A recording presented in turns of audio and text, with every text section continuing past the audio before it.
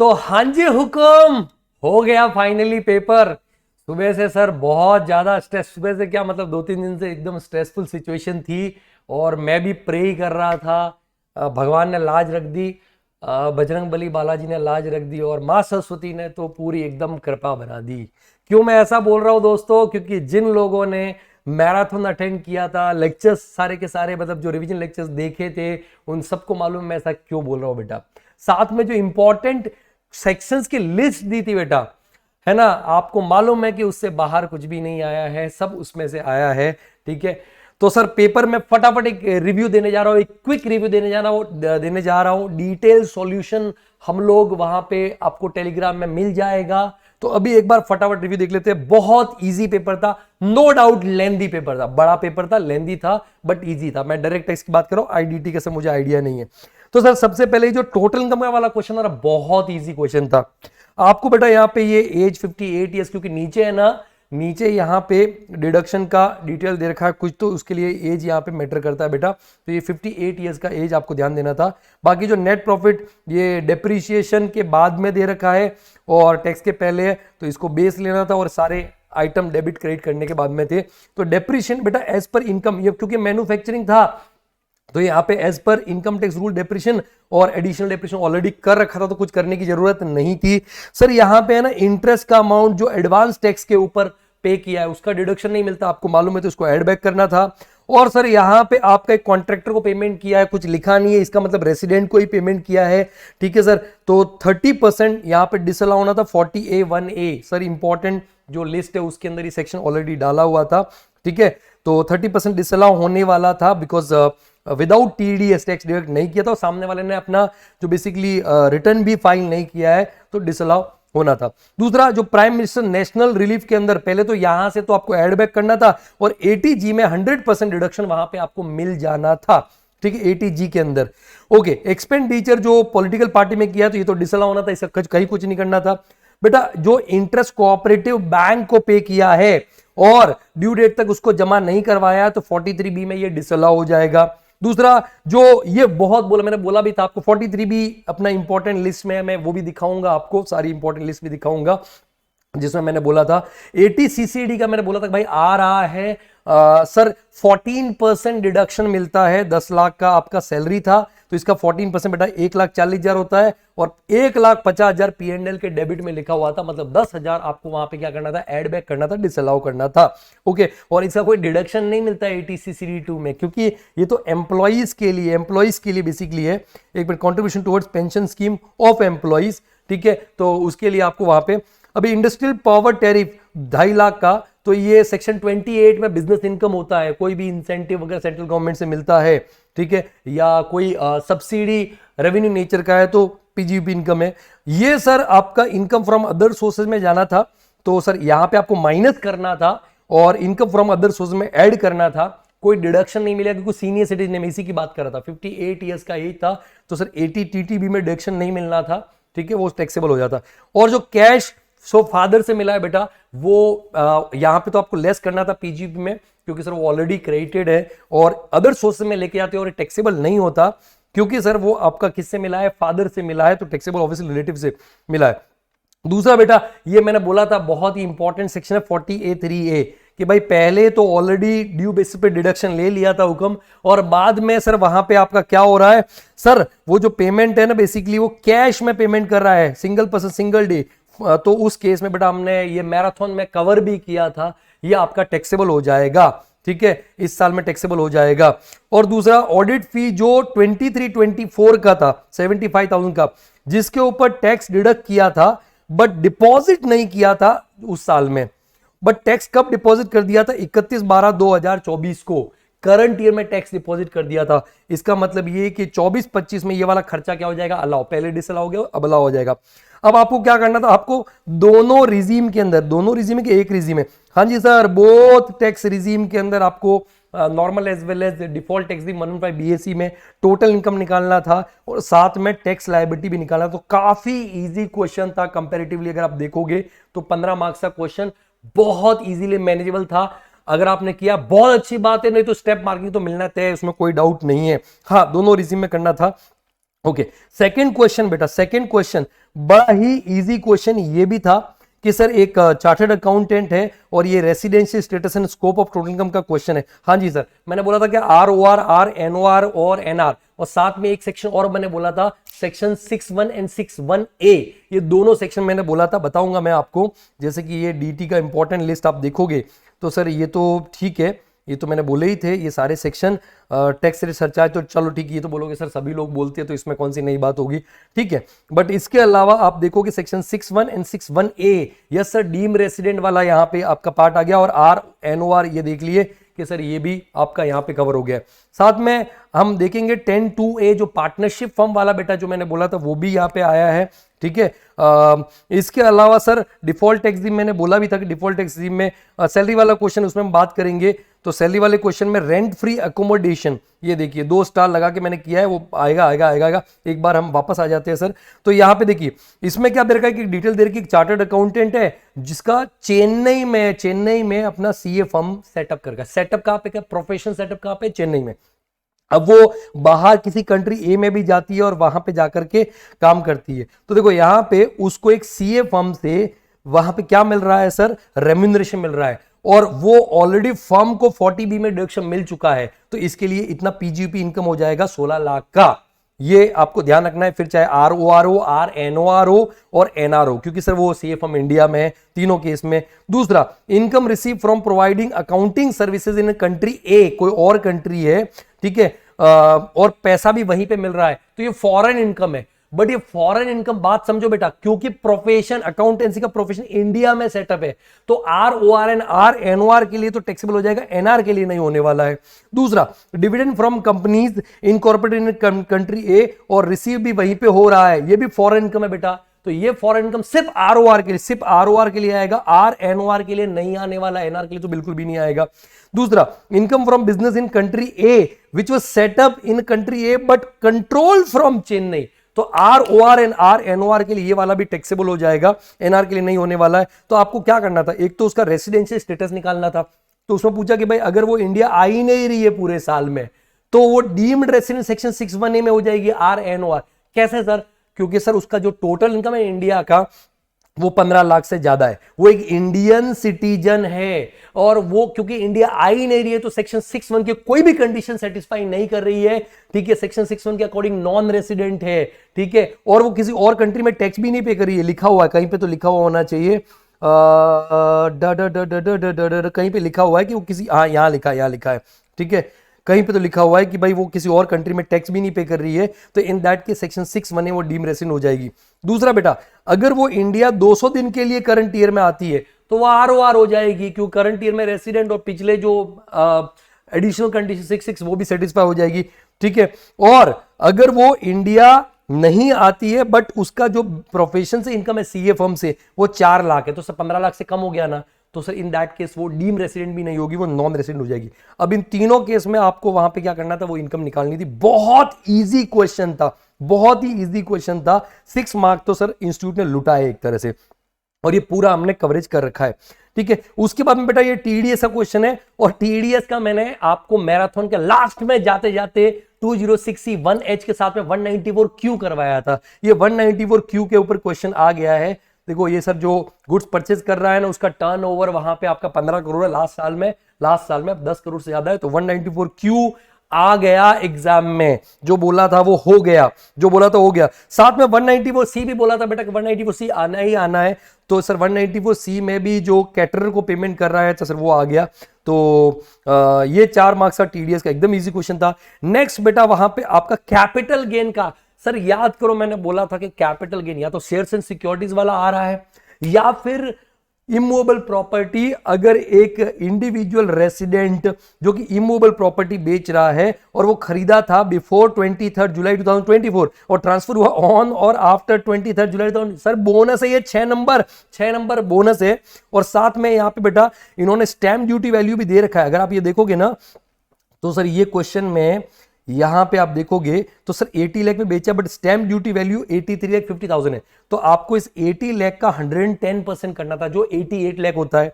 तो सर इससे तो आपका बहुत ज्यादा हो रहा है, इसका मतलब आपको इसको इग्नोर करना था और यही फुल वैल्यू ऑफ कंसिडरेशन लेना था। बाकी सर आपको with index and without index बोला भी है इन्होंने कि एडवाइस मनी अबाउट मनी जो भी है, which option of computation of capital gain is more suitable for him as far as tax liability is concerned on the assumption that he has no other income chargeable to tax and has not opted for provision of section 115 BAC। मतलब optional regime में आपको with index without index दोनों करके 12.5% 20% करके देखना था। तो ये चीज आपका बहुत ही एकदम लप्पू सा क्वेश्चन था, झिंगुर से एडजस्टमेंट थे, क्या ही था इसके अंदर 6 मार्क्स का, बहुत डिटेल में केस स्टडीज के साथ में मेरे दोस्तों डिस्कस किया था सर। ठीक है, फिर नेक्स्ट क्वेश्चन बेटा जो आया है आपका वो है प्रभु और रेसिडेंट इंडिविजुअल, जो 45 ईयर्स का सैलरी का क्वेश्चन है बेटा। तो यहाँ पे 80,000 का इसका पर मंथ का बेसिक सैलरी है, साथ में रेंट फ्री एकोमोडेशन, अभी मैंने आपको दिखाया रेंट फ्री एकोमोडेशन सर आ गया यहाँ पे। रेंट फ्री एकोमोडेशन मुंबई के अंदर है बेटा, ठीक है, कुछ नहीं दे रखा है, 1 मई से दे रखा है, बट आपको 1 दिसंबर से इसने ऑक्यूपाई किया है।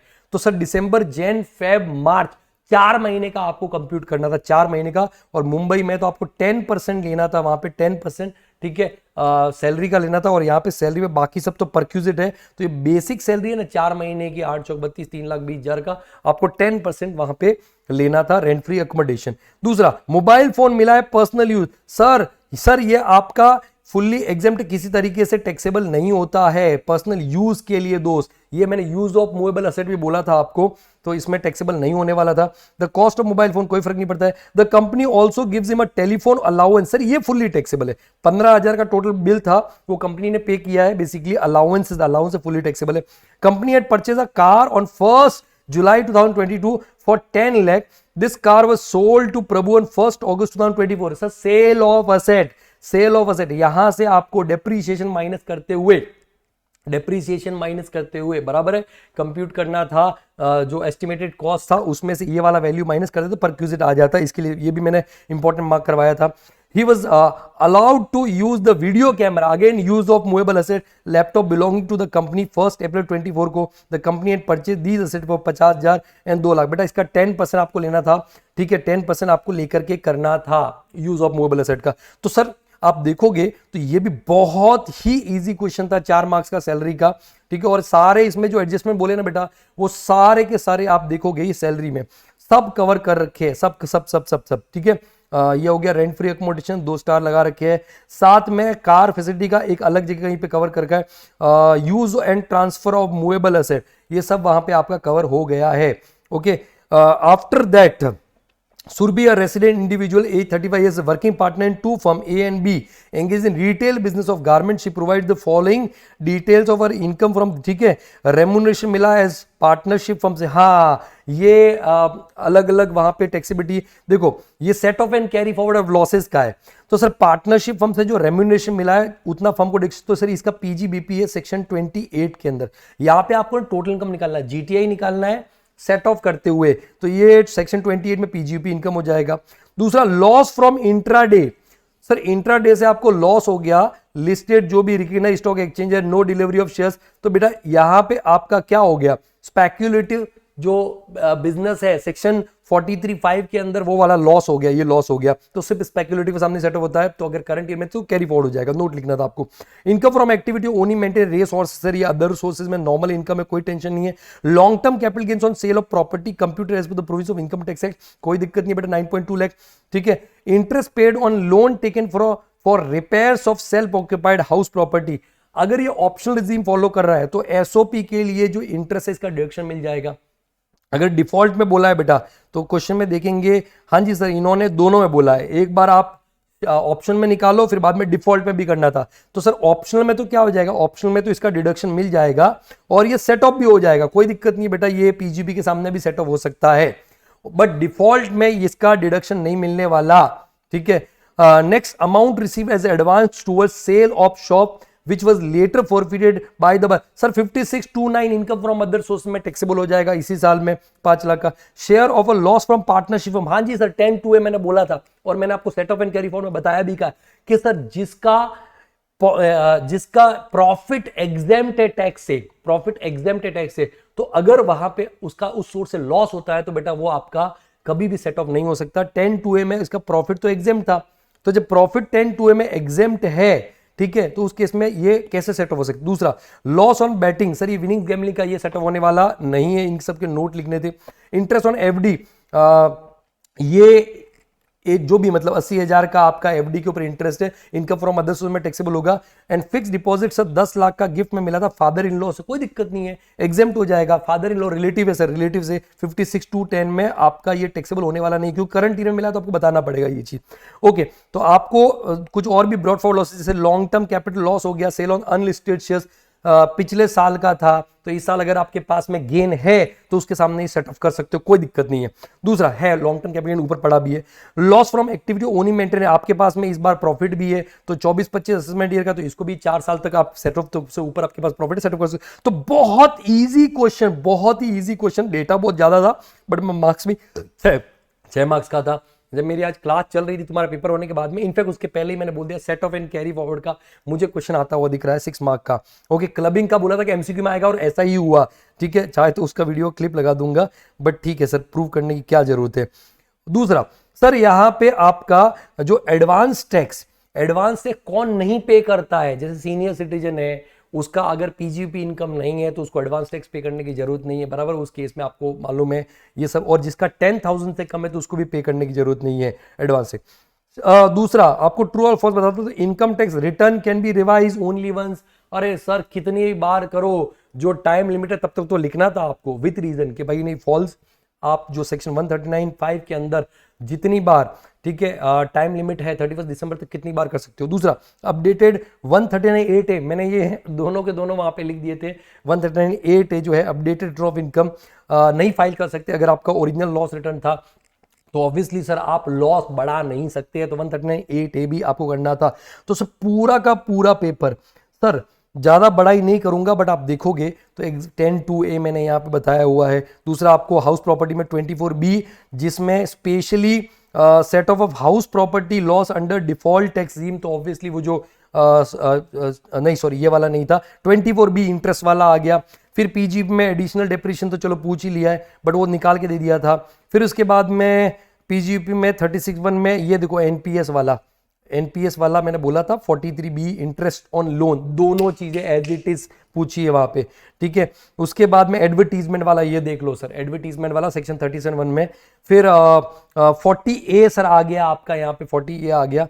40B सर डायरेक्टली नहीं पूछा, लेकिन बोला फर्म को डिडक्शन मिला है तो हो गया 40A स्मॉल ए वाला। Okay, after that sir 43BH नहीं है, 40A2 नहीं, इस बार ये दोनों सेक्शन रह गए। ओके, और फिर कैपिटल गेन में अगर हम बात करें तो 50C, yes sir, stamp duty value की चीज उन्होंने पूछ ली। 222F पूछ लिया है एमसीक्यूज में, बताता हूं मैं आपको, एमसीक्यूज में पूछा है। और सर ये देखो सेक्शन 112 डबल स्टार लगा रखा है, 112 लैंड बिल्डिंग ट्रांसफर ऑन और आफ्टर 23 जुलाई 2024 या इसके बाद में रेसिडेंट इंडिविजुअल, तो ये सर बता दिया मैंने आपको। इनकम फ्रॉम अदर सोर्स में गिफ्ट आ गया 56(2)(10) में, जो ससुर से मिला है वो। और 222F आ गया सर, 222F आ गया एमसीक्यू में, बताता हूं मैं आपको। क्लबिंग में 6412 सर वो एमसीक्यू में आ गया है, बात करेंगे 6412, ठीक है, रेम्यूनरेशन मिला है, सैलरी मिला है, क्वालिफिकेशन नहीं है तो वो आ चुका है वहां पे, ठीक है। और set of and carry forward में सर वहां पे आपका, ठीक है। और इधर देखिए सर, अगर मैं बात करूं डिडक्शन, तो 80CCD2 नहीं पूछा है शायद, 80D पूछा है, 80G पूछा है, तो ये वहां पे हो गया। टीडीएस में बेटा देखो ये 194C और 194Q, ये दोनों के ऊपर मैंने डबल स्टार मार्क कर रखे थे। On provision file rate of income ये देखिए सर 139(8)A सर, 139(8)A आपका यहां पे आ गया है। तो बेटा मैक्सिमम आप देखोगे सर 95% पेपर, ये एमसीक्यूज भी देख लीजिए सर, पूरा सारे जो हमने चीजें करी थी उसमें से आया है। और मैराथन अगर आप उठा करके देख लोगे सर, तो पूरा का पूरा मैराथन में जो हमने 12 घंटे का किया था, लास्ट में जाते जाते 194Q करवा के गया था। जितने भी लोग देख रहे हैं इस वीडियो के नीचे कमेंट करना बेटा, कमेंट करना, और आप कॉस्टिंग के पेपर तैयारी में लग जाओ। सेकंड ग्रुप आपका धमाल होने वाला है, बहुत अच्छा होने वाला है, ट्रस्ट मी, इजी होने वाला है पेपर सारे के सारे, तो आप लग जाओ, बिल्कुल भी हार नहीं माननी है। और वीडियो के नीचे कमेंट कर लेना कि टैक्स में अब की बार 70 पार, पेपर ऐसा गया है, आईडीटी में भी सुनने में पेपर तो इजी हुआ है, मैंने ये टेलीग्राम पे पोल भी डाला था, तो आप बेटा टेलीग्राम चैनल भी ज्वाइन कर लीजिए, ताकि मैं डिटेल सॉल्यूशन बाद में डालूंगा आपके एग्जाम होने के बाद में आराम से, डोंट वरी, अभी आप सेकंड ग्रुप पे फोकस करो। ये तो सिर्फ एक कॉन्फिडेंस देने की बात थी कि सर आपने जो किया है वो अच्छा किया है, तो टेंशन लेने की बात नहीं है बेटा, है ना। और भरोसा कीजिए, आपने अपने इस भाई पे, बड़े भाई पे और दोस्त पे जो भरोसा जताया है बेटा, है ना, इन दिनों में जितने भी पिछले 1 महीने के अंदर हमने मैराथन किया है, और ट्रस्ट मी मैंने बहुत ईमानदारी से आपके लिए, तो बेटा एक बार प्लीज इस वीडियो को आप लाइक जरूर कर दीजिएगा और कमेंट जरूर कीजिएगा अब की बार 70 पार। और एग्जाम खत्म होने के बाद में जो मैराथन है, मैराथन बेटा जो हमने 12 घंटे किया था, उसमें भी आप अच्छे अच्छे कमेंट कीजिएगा। ओके, तो इसी तरीके से बेटा मिलते रहेंगे आगे भी। सीए फाइनल में तो डेफिनेटली मिलना ही मिलना है डायरेक्ट इसके, क्योंकि मैं तो ये मान रहा हूं कि आप क्लियर हो गए हो, ठीक है। और दूसरी बात बेटा ये है कि सेकंड ग्रुप के लिए अच्छे से प्रिपेयर करना है, बिल्कुल भी हल्के में नहीं जाने देना है, पेपर्स अच्छे होने वाले हैं। मैं सुबह से बोल रहा था पेपर इजी आएगा, इजी आएगा, इजी आएगा, 2 दिन से बोल रहा था। माँ सरस्वती ने लाज रखी है, मेरा कुछ नहीं है, ये बेटा आपकी बेसिकली सारी की सारी दुआएं हैं जो काम कर गई, और माँ सरस्वती की ब्लेसिंग्स है। सो मिलते हैं दोस्तों, प्लीज इस वीडियो को लाइक कीजिए और कमेंट में जरूर लिखना अब की बार 70 पार, अब की बार 70 पार, और बहुत खुशी होगी जब हम फाइनल में साथ में पढ़ेंगे। God bless you, all the very best for your second group. Second group के लिए भी मैं आपको थोड़ा सा हेल्प करता रहूंगा, प्लान बनाने में थोड़ा सा अलग तरीके से। जल्दी जल्दी आप कॉस्टिंग की प्रिपरेशन स्टार्ट कर दीजिए बेटा, जल्दी से एकदम फटाफट प्रिपरेशन स्टार्ट कर दीजिए विदाउट वेस्टिंग टाइम। और अभी इसको छोड़ दो, पेपर को बंद करके साइड में रख दो। Okay, so God bless you, bye bye, take care, have a good night, all the very best.